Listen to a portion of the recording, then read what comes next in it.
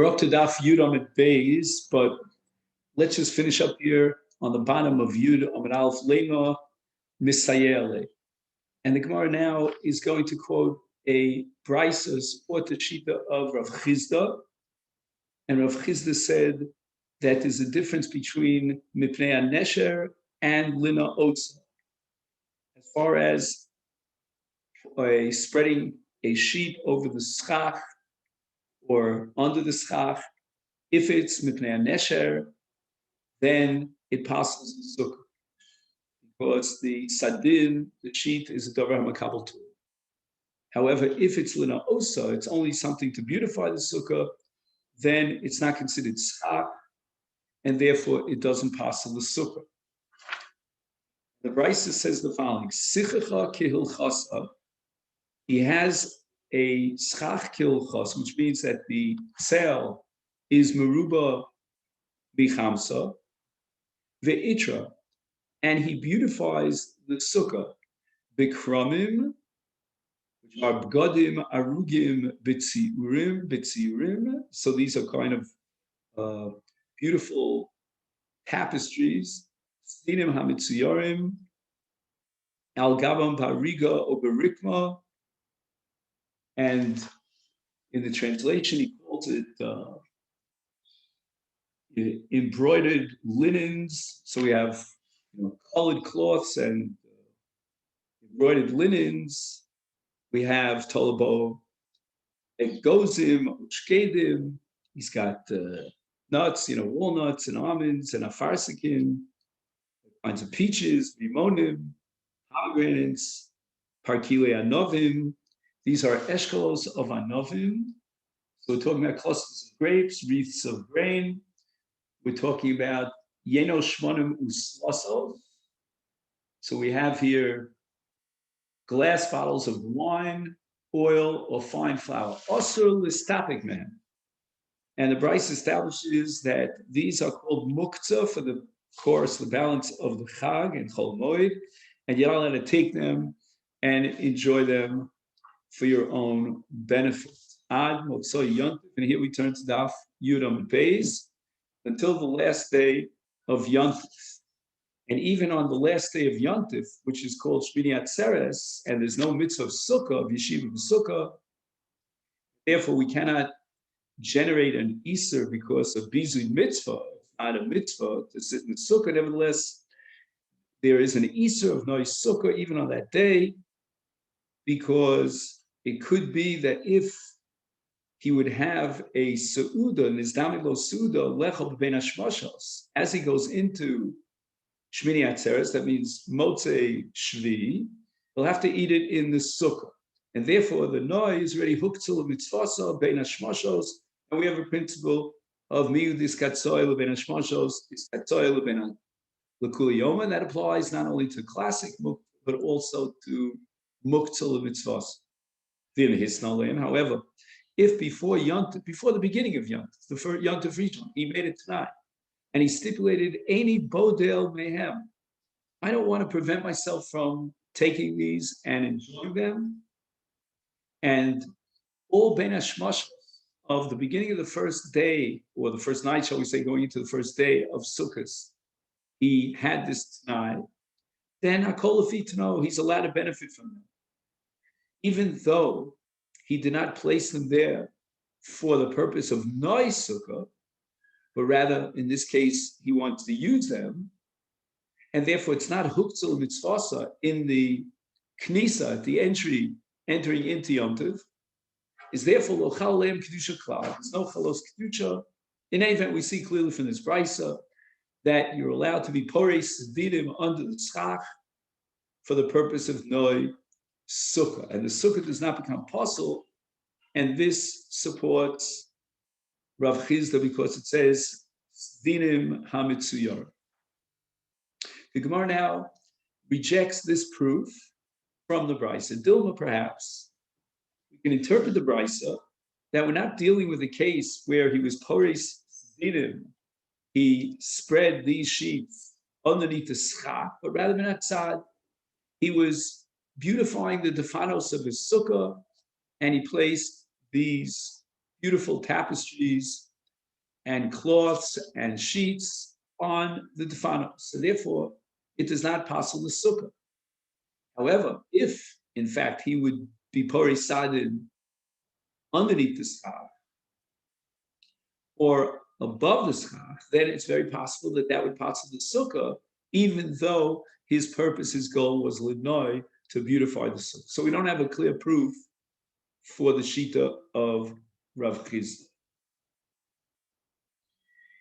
And in the note here, he writes that the shita of the Gaonim is that the psul, in a case of pires, mipnei nesher, is dafka in a case of chamsa meruba mitzilsa. And you need the tziruf, the sadin, in order to be machshir. So the sadin is knocking off some of the sun in order to create tzelsa meruba chamsa. And therefore, we cannot bring a proof from this brisa to accuse that all this brisa of Succah Kilchas is talking about a case clearly of Tzilsa Merupsa Michamsa. All that is according to the Shitas Agom Itmar, Nois Sukkah, with regard to these beautiful tapestries, these woven sheets, and he was pores, he spread them out underneath the schach for noi, for beauty, in order to be an ornament to ornate his sukkah, and it doesn't pass the sukkah because of the shita of Rav Chisda. Ein mematim b'sukkah. We're not going to allow the noise sukkah to function in the following way. And here it goes into possible scenarios. Let's say, for example, he has schach that's above 20 amma. The sukkah right now is possible. He cannot use and rely on the noise sukkah to be mamayit his sukkah and make it less, that schach is considered less than 20 amma. And in the flip side, if you have a sukkah that is not that is asar tvachim high, so it has the barest height, it's just got asar tvachim. And now he places a sadin for the purpose of noy, to beautify sukkah right underneath the schach. Now what he's left with is airspace inside the sukkah of less than 10 tvachim. He's got now 9.9 tvachim. In such a case, the sadinim are not considered part of the schach. And as a result, ein sadinim nechshavim chelik me'aschach l'mayit esachalal v'asukkah kshera.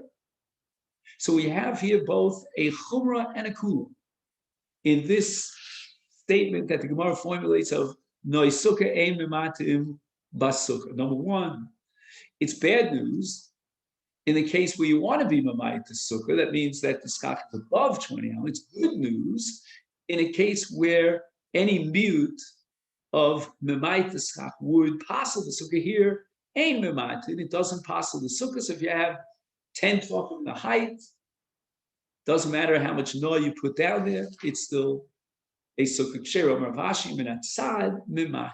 However, we know that there's a minimum shear of a width of a sukkah, which is called 7 tvachim by 7 tvachim. Now he's got an exact small sukkah of 7 by 7 tvachim. And now he places sadinim and all these beautiful tapestries on the defanos, on the sides. That's called mimayit. Hismayit rochva b'shir sheva al sheva tvachim as sukkah psula. Because now he doesn't have the shear of what we call rosho, verubo, v'sholchanu, the full 7 tvachim. And we're not going to consider the fact that it's noise sukkah to imagine that it wasn't there. It's there. And he is now decreasing the airspace or the living space within the sukkah. It doesn't have the minimum shear of 7 by 7. Now the Gemara tells us a story about sichuch b'davar hamakabel tuv, which is obviously schach posel. Min Yomin, that was his name, Avdei, he was an eved of the Rav Ashi. It mishale ksonta b'mayim. His garment got wet and he wanted to dry it out. And Shatche, on Cholamoid, he stretched it out Amitaltala on the top of his sukkah in order that the sun should dry it. Amalei Rav Ashi, Dalia, you must lift up the garment, the ksones, from on top of the sukkah, because the leru kamasachach, because the spectators will suspect that you're using that as schach. It's lying on top of your sukkah. And it's a davar makabel tumah. It's a garment, the status of a kli, which is makabel tumah. Therefore, it's pasul schach. People are going to say using pasul schach. You can imagine if people would accuse Rav Ashi of having a sukkah with pasul schach. So the Minyamin, this very scholarly Eved of Rav Ashi, asks Rav Ashi the following question: isn't it obvious to the naked eye, to the spectator, that it's wet? And the reason why I placed this garment on top of the sukkah is clearly to dry it off, not as schach.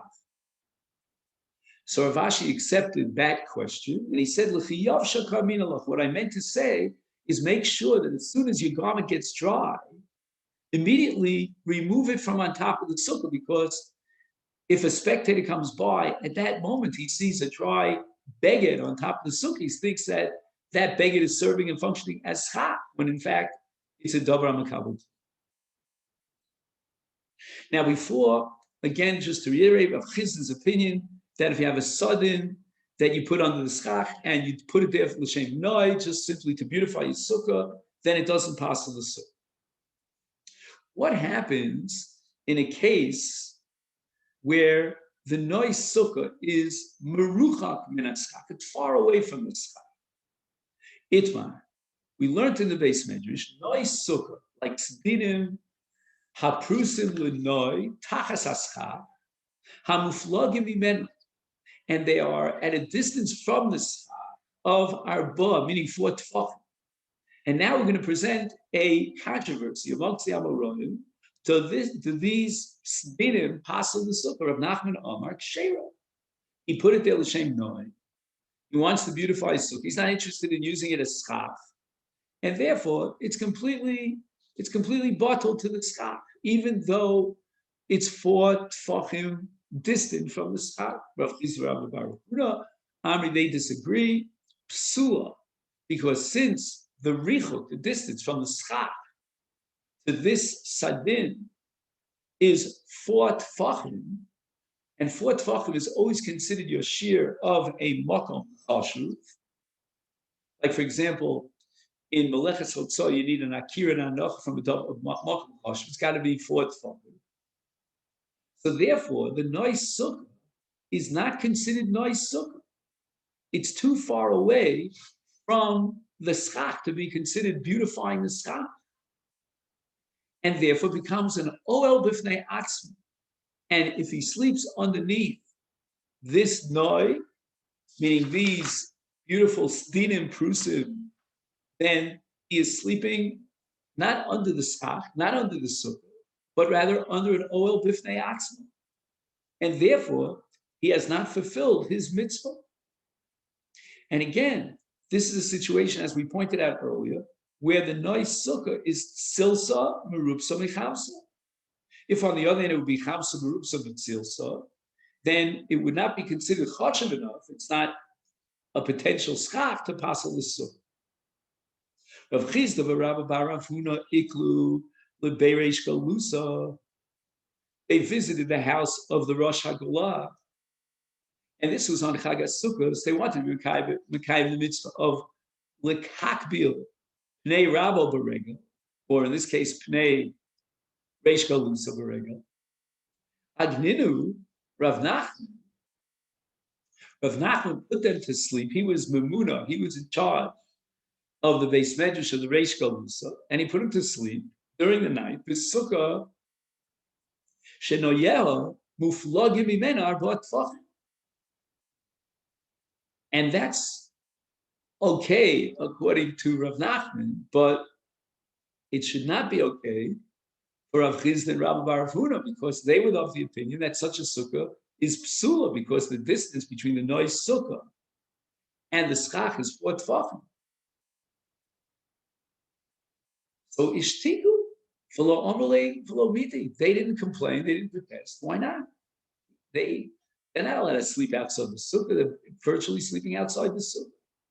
Omelahu, so Rav Nachman said to Rav Chisda and Rav Arhuna, Hadubahu Rabbodim Ishmaikai. The very fact that you're silent must mean that you rescinded your original position. And you're now of the opinion that anything that's noise sukkah, it's considered batel, it's part of the schach, even if it's distant for talking. And that's why you're willing to sleep in this sukkah that I've invited you to sleep in. So they said no. Later on, we'll have a Mishnah on about those who are involved in another mitzvah, and in a sukkah. We're involved in the mitzvah lahakbil, nei rabo b'regel, and we're coming to be makbil the ponim of the Rosh Hashanah, and therefore we are part of a sukkah. We don't have to be makbil to make sure to guarantee that we were yoked to the mitzvahs. Amar Rav Yehuda Mishmuel mutal lishon b'kila b'sukkah. So a kila is a bed that on top of it and on all sides there's a sadin that's prusa, that's stretched out on amudim. So you have poles and you spread a sadin on top of the poles. This is what we call in English a canopy. And Shmuel says that you're allowed to sleep in a canopy, even though above your head in this small canopy is a sadin, which is not kosher schach, but you're still considered sleeping under the schach. And even though the canopy, the way it's structured, it has a flat part, which is a tefach wide on top. Nevertheless, he could be yotze. But however, this heter is conditional. For who? She'eno gavoa asor. That the distance between the floor of your sukkah and this little gag, this little roof of the canopy, is not 10 tefachim. If on the other hand it's 10 tefachim, then it's not considered an oil. Hayoshin ba nechshav liyoshin b'tzad b'tzel sukkah. If it's less than 10 tefachim, from the ground up to the top of the kilo, which has a roof of 1 tefach, then in such a case, you're not considered sleeping in an oil. But if the height from the floor of the sukkah up to this little mini gag, this roof, is 10 tefach, then by sleeping inside the canopy, you are sleeping inside an oil. And if it's got these two dimensions, 10 tefachim high plus a gag of asar tefachim, then you sleep there, you're not yotze in the mitzvah of sukkah because it's considered if you're sleeping in an independent oil. Bashman now has a brisa which seems to contradict this principle that we learned from Shmuel. Hayoshin bekila b'sukkah lo yotze yidei chovasa. It sounds like any kila, any canopy bed, is excluded and disqualified for the mitzvah of sukkah. It doesn't matter what the height is. So we could be talking about 9 tefachim in height from the floor to the top of the canopy, and yet the brisa says lo yotze yidei chovasa. According to Shmuel, the brisa should have qualified. It should have said that if it's less than 10 tefachim, then you are yotze. It's not an oil. So more answers are from Na'askina and Kishe Gavos. Or even though the brisa didn't qualify this explicitly, we're going to interpret the brisa with this ukimta, that the brisa is talking about a case where there's 10 tefachim height from the floor to the gag of the kilo. Meisvei, the Gemara asks another kasha on Shmuel from a Mishnah later on in Daf Chafam in Beis. Hayoshen tachas hamita bas sukkah lo yotze yidei chovasa. Sounds like any mita. If he is below the mita, means the mita has a canopy, sort of a roof to it, then he's not yotze his mitzvah. It sounds like even if it's less than 10 tefachim, once again, we can anticipate the Gemara's answer to the Shmuel, the mita gavoa asar. So the 10 tefachim, and therefore the airspace underneath this mita is 10 tefachim in height. And therefore, if he sleeps there, he's not yotze his mitzvah, it's considered that he's sleeping in a mokum b'fnei atzmo, in an oel, and therefore he's not yoshein b'sukkah under the Toshma. Another kasha from our Mishnah, this is our Mishnah here on Omid Aleph. The Mishnah says, Oshe Peres al Gabi Kinofos. Kinofos means he's got 4 amudim that are on the 4 sides, and they're mechubarim bi'arba rochi amita. And he places the head of the top part of the bed, inserts it into these 4 amudim. Sula. The Mishnah says he's not yotzei his chiyuv of sleeping in a sukkah because there's a sadin, there is a sheet that is spread on top of these 4 kinofos, and apparently there's a gad that's more than 1 tefach wide.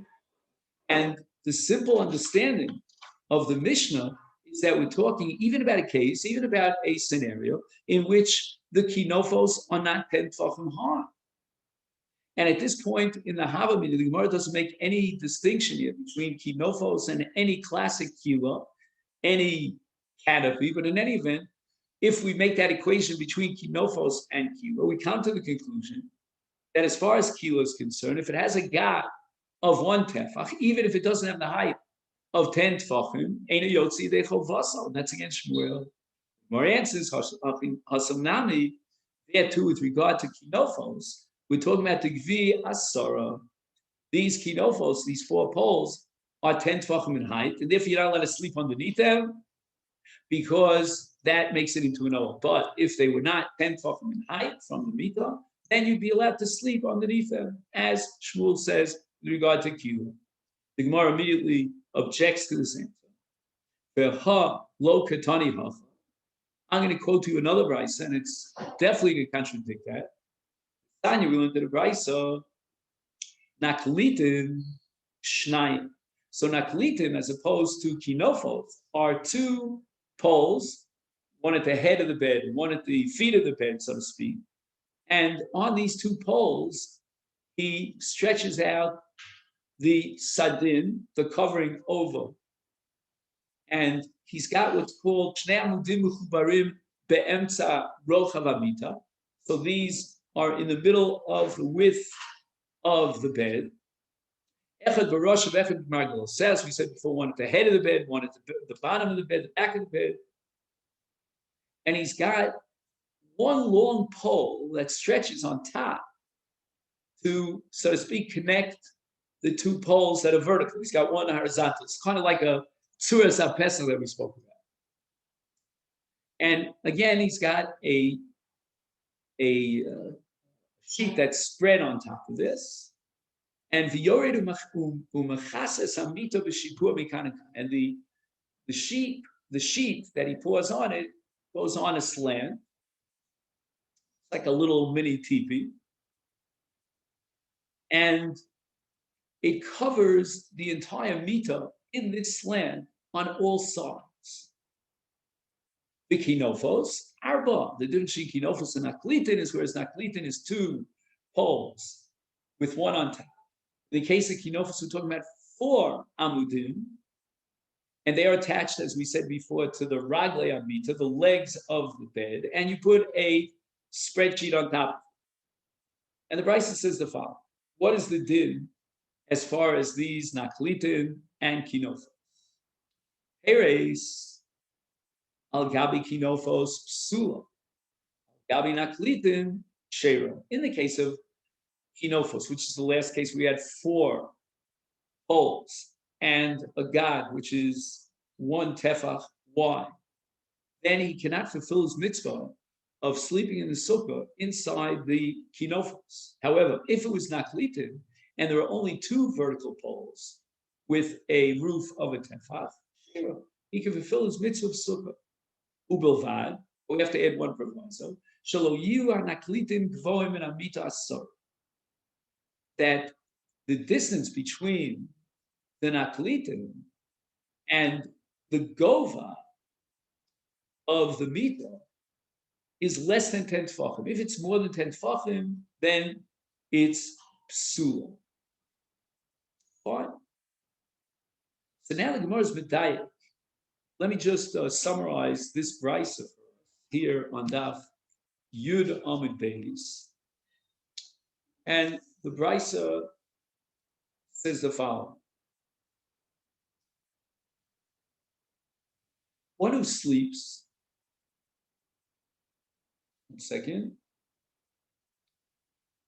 if he spread a sheet over a 4-poster bed, the sukkah is invalid. He has not fulfilled his mitzvah. Right? If it's naklitin, which consists of 2 posts, or alternatively kinofos, which consists of 4 posts, and he spread a sheet over the kinofos, then this is 4 poles,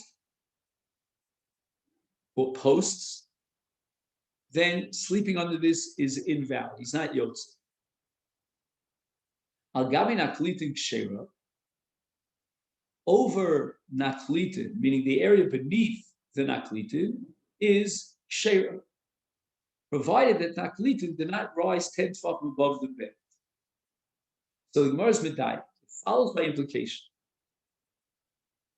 that a sheet that's spread across kinofos, and that's this last case of kinofos, if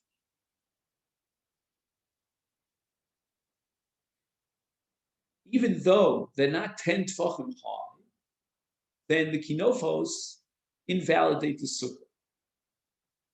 So the brisa taught us that a sheet that's spread across the kinofos of a 4-poster bed constitutes an oil. And while a sheet covering the naklitin of a 2-poster bed does not constitute an oil. But then the brisa adds that this ruling, that in a case of naklitin of a 2-poster bed, it does not invalidate the sukkah, the mitzvah, is true only if the posts are less than 10 tefachim tall. The implication is that a sheet spread across kinofos, which is a 4-poster bed, constitutes an oil even if it's less than 4 tefachim tall.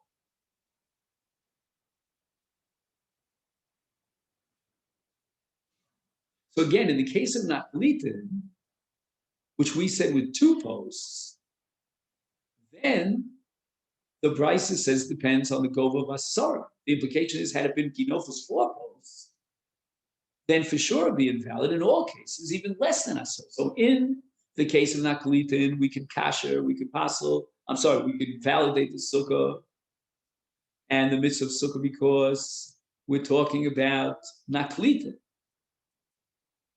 And the naklitin are less than 10 tefachim high, implying that in the case of kinofos 4 posts, even if it's less than 10 tefachim, which was the case in kinofos that we were machshir the sukkah.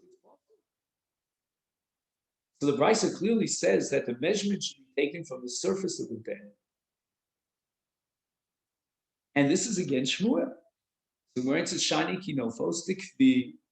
So for the first time, the Gemara introduces another element into the equation, which could possibly the kilo, the canopy bed, even if it's less than 10 tefachim, even according to Shmuel. How so? Because of something called kvi, the kinofos, which we said in the brisa Pirus Hagabi kinofos psua, and we would die that that's even if it's less than 10 tefachim, they are securely fixed to the bed. It's not some sort of temporary, let's put, the canopy over the kinofos, then we'll take off the kinofos, put it back on. They are permanent. And therefore, even if it's less than 10 tefachim tall, it's considered an oil. So the Gemara now raises the following objection. You just finished telling me that kinofos are kvuim bechozek on the 4 corners of the bed, and therefore they're considered an oil, even if it's less than 10 tefachim in height. But a kilo, which is eina kavu, a classic canopy, it's not really tied down, pushed down bechozek. Therefore, it's not considered an oil if it doesn't have the height of 10 tefachim. But a sukkah gabi sukkah. What are we going to do with the Mishnah back on Daf Tes? That if you put a sukkah underneath the sukkah, the bottom sukkah is disqualified. The kviyah, so you're going to tell me that the sukkah elyona is kvua bechozek, and it's tied down to the lower sukkah.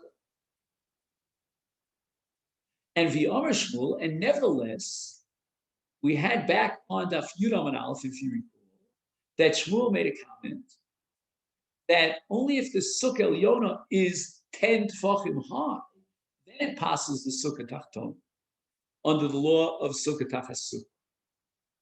Why? Because kehechshera kach psula. Just like for a hechsher sukkah, we need a minimum of 10 tefachim high.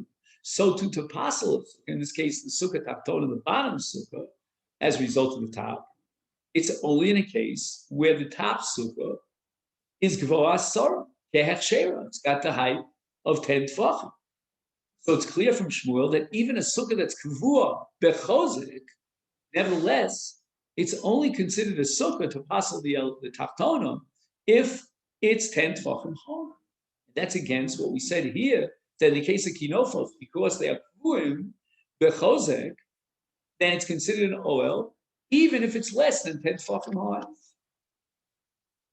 So the Gemara answers, Amri, Chasam, with regard to sukkah, al gabi sukkah, mifsal sukkah. We're trying to take the sukkah tachtona, which in and of itself would have been a kosher sukkah. We want to passel. Therefore, we're going to say that even if it's kvua, it's only an asar tefachim.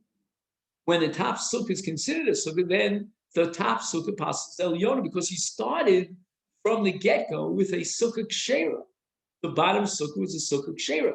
Now you want to passel it by setting up a sukkah elyona. And then we're going to say that it's only if the sukkah elyona is 10 tefachim.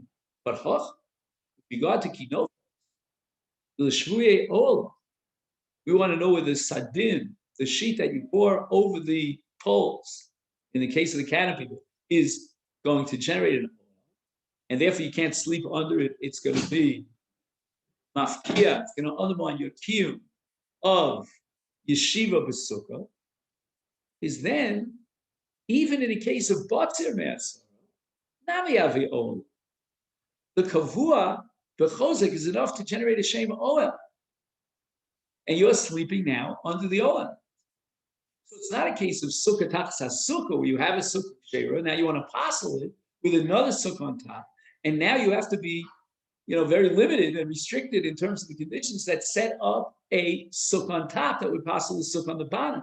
But if you're dealing not with the question of a sukkah, we have a sukkah. The question is, are you sleeping in the sukkah? Are you sleeping in an oil? And to generate an oil, all we need, and Shmuel would agree, is 4 poles that are kvua bechozek, and now you pour the sadin, you spread it out on top. That makes it into an oil, and it's not going to cancel any change sukkah. It's just going to cancel your yeshiva, your shena. You're not sleeping in a sukkah. You're sleeping in an oil. Now, once we learned these dinim of kila with sukkah, the Gemara brings a whole discussion here about arum and kriyat shema inside a kiyum. You're not allowed to recite Dvarim Shem Kedusha in a state of nakedness. The Torah says, "V'ayim achanecha kadosh" in Parshas Ki Teitz, and there it says, "V'lo yira v'cha ervas davar." Davar is interpreted by Chazal to mean dibur, a dibur of Dvarim Shem Kedusha, and that's prohibited when there's erev, there's an exposure of the private parts of the body. Therefore, if somebody's in a house and he's naked, he's not allowed to stick his head out of a window and read Kriyat Shema, because we consider that his head is nigrar, is sort of schlepped into his guf, and his guf is inside, because that's most of his body, inside the house, and he's naked. So it's as if he read Kriyat Shema and violated the Yisur of Lo Yira Lucha Ervis Dom. Omar Av Tachlifa Bar Avini, Omar Shmuel, Yoshe Mikila. If somebody sleeps in a canopy bed and it's less than 10 tefachim, or he's naked, Motzias Rosho Michutz Lakila, the Kari Kriyat Shema. In this case, unlike the bias, he can stick his head out And we're not going to say that his head is considered that it's inside the kilo where there's nakedness and where most of his body is, because the kilo is not 10 tefachim high, and it's not considered rishus b'fnei atzma. What is it considered? It's considered like a malbush. And when he sticks his head out, michutz lechaluko, mutar likros kriyat shema. So the Gemara asks on Shmuel, Masechet, today is, attack Shmuel. We have a price that says a Yoshim B'Kila or Lo Yotzias Rosh Michutz L'Kila V'Yikra Kriyat Shema. The exact opposite of Shmuel. He's sleeping in this low canopy, and he wants to stick his head out. He's naked, and he wants to recite Kriyat Shema. He's not allowed to do so. Lo Yotzias Rosh. We don't see the Kila as a Rishus B'Fnei Atzmo separated, from where his head is. We could have written the text ourselves, that the kila is 10 tefachim high, and is considered an old b'fnei atzmo. And since his body is inside the kila, we apply the principle of greira and nigra rocha achar gufa. So the kila is now just like the case of the bias, and it's as if he himself, his entire body, is inside the kila. Therefore, he would violate the prohibition of lo yirba ervas dam. Shmuel, on the other hand, was addressing a case of a kila that was not 10 tefachim, not considered an oil unto itself, and therefore it's separated from the kila when he puts his head out the window, and therefore Shmuel was matir reading Kriyat Shema by taking his head out of the queue. So that's Shmuel in the case of a kila she'ena gevoa asarat. Hochinam mistabra. The Gemara wants to be medayik from the Brisa to support this answer. Mirik tani b'sefer. It says in the sefer the Brisa. Ha, meaning if he puts his head out of a kila and he reads Kriyat Shema, lemazed domen, the omeid babayis arum. And shelo yotzias rosha chutz lechalom v'yikra Kriyat Shema. The Brisa went out of its way to equate this case of Motzi Rosha B'chutz L'Kilo to a case of Motzi Rosha Chutz L'Bayis. And to equate the two, Bayis is a Rishus B'fnei Atzma, therefore his Rosh is Nigrar Achar Gufo, and it's considered as if his Rosh is inside the Bayis. So we see that the reason for the Isser in the case of Kilo is because it's considered a bias. It must be a kilo that's Gavoa Asar Tfach, which is considered an oil, and it has a status like that of a bias. But a kilo, which is not 10 tefachim high, is not considered an oil, and it's mutar, and therefore the Gemara concludes Ma Mino. And on the top of Daf Yud Aleph, Amid Aleph, Mars daf. Even though the Brisa compares kilo to bayis, the Gemara nevertheless wants to make sure that we understand that the dinim of a bayis and the dinim of a kilo are not uniform, are not to be equated. Because bayis, and here I take out the word nam, afal pi she'eno gavoa asara. In a case of a bayis, even if it would be less than 10 tefachim, he would not be permitted, if he's naked, to pop his head out through a window and recite Kriyat Shema. Why can't it be all of them? Once it's a bias and it's kavua, it's permanent there, it has the status of an oil, even though it's not 10 tefachim high. And therefore, we're going to apply the principle of Rosh Nigrar Achar Gufo. It's considered that his Rosh is in the house together with the rest of his body, and he cannot read Kriyat Shema because he's naked. And this is not worse than kinofos. What did we say about kinofos back on the previous Amud? That since they're kavur b'chozek l'mita, even if they're not 10 tefachim high, they're considered an oil as far as sukkah. You're not yotzei mitzvah sukkah, and so too, it's considered an oil like a bias as far as Kriyat Shema is concerned. And at this point, the Gemara is going to quote a different girsa in the words of Shmuel with regard to the din of kila, and according to this new girsa, Shmuel was not talking about a regular classic canopy, but rather kilas chasonim, which is not manufactured or structured in the manner of a regular classic kila, but rather it's like naklitin. In other words, there are two amudim in the middle of the width of the bed, and there's one pole, what do we call it, flat, or well, I think one pole is good enough. Anyway, there's one at the head of the bed, one at the back of the bed, the feet of the bed, and there's one long pole that connects them on top. The sudden, the sheet is spread out on top of them, and it goes down on an angle and covers the entire canopy on both sides. And the din here is going to be, in this case, accused kind of different than naklita. That's what we're going to talk about in Mitzvah Hashem in the next sheet. Thank you so much, and have a great day.